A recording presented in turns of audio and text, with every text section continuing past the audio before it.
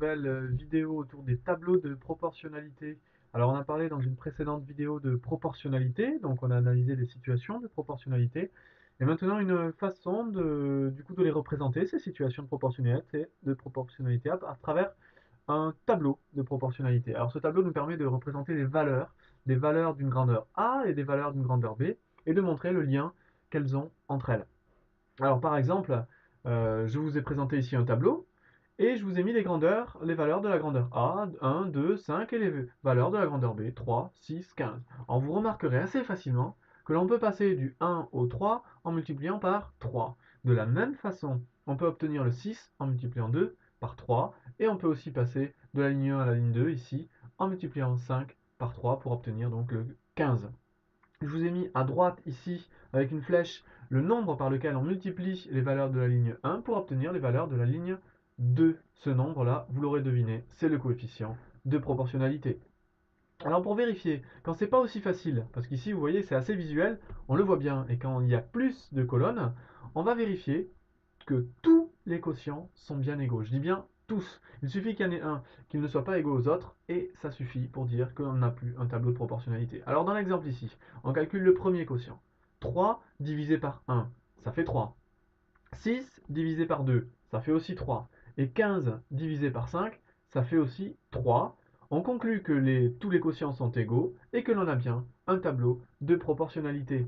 Et encore mieux, le résultat de ces quotients, ici 3, on peut aussi dire que c'est le coefficient de proportionnalité. Et oui, c'est pas si mal tout ça.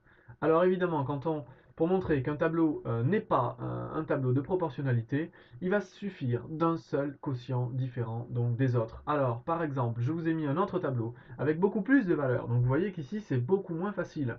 Alors on va essayer de trouver deux quotients qui ne sont pas égaux si on pense que ce n'est pas un tableau de proportionnalité. Et de toute façon, il faut tout vérifier, tous les calculer pour montrer que ça en est un. Alors on y va.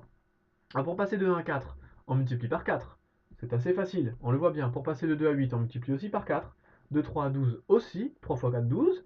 4 fois 6, ça fait aussi 24. Mais ici, attention, on a un problème parce que 4 fois 8, on sait que ça fait 32. Donc on a un problème. Et il suffit par exemple de voir ici 4 fois 9, 36. Alors, pour vérifier, pour montrer que ce n'est pas donc un tableau de proportionnalité, on prend deux quotients. 36 par exemple sur 9, on voit que ça fait 4, on le sait. Et on prend le quotient qu'on a vu tout à l'heure, qui n'était pas égal à 4.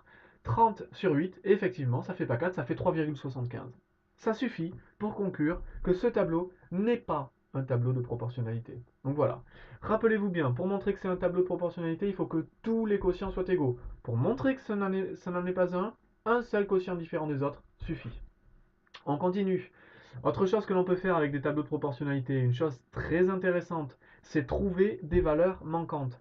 Si l'on sait que c'est un tableau de proportionnalité et qu'on nous le dit, il suffit de calculer le coefficient de proportionnalité à partir d'un quotient. Ici, par exemple, je vais me servir des valeurs de la colonne numéro 1. Je connais la valeur A, c'est 1, la valeur B, c'est 3. Je sais que c'est un tableau de proportionnalité, donc je sais que je vais multiplier par quelque chose pour passer de 1 à 3, et ce quelque chose, ça sera le coefficient de proportionnalité. Ici, je calcule le quotient, 3 divisé par 1, ça fait bien 3. J'ai mis à droite, ici, dans la bulle, le coefficient de proportionnalité. Ce coefficient-là va me servir à calculer les valeurs manquantes. Je sais que pour obtenir la valeur manquante de la ligne 2 de la grandeur B, il me suffit de multiplier le 2 par 3, je l'ai fait en vert. On aura 2 fois 3, 6, voilà la valeur manquante de la grandeur B. Et on peut aussi remonter en arrière, en opérant avec l'opération donc réciproque de la multiplication, la division, et je peux obtenir la valeur manquante de la grandeur A à partir de la grandeur B en divisant. Je vais diviser donc le 15 par le coefficient de proportionnalité, ici 3. 15 divisé par 3, ça me donne 5. Voilà la valeur manquante pour la grandeur B. Vous voyez, on peut faire des choses incroyables. Je vous laisse maintenant vous entraîner sur d'autres tableaux, essayez de les compléter, de trouver le coefficient de proportionnalité. Voilà, à vous de jouer. Je vous dis à bientôt pour une prochaine vidéo. Au revoir.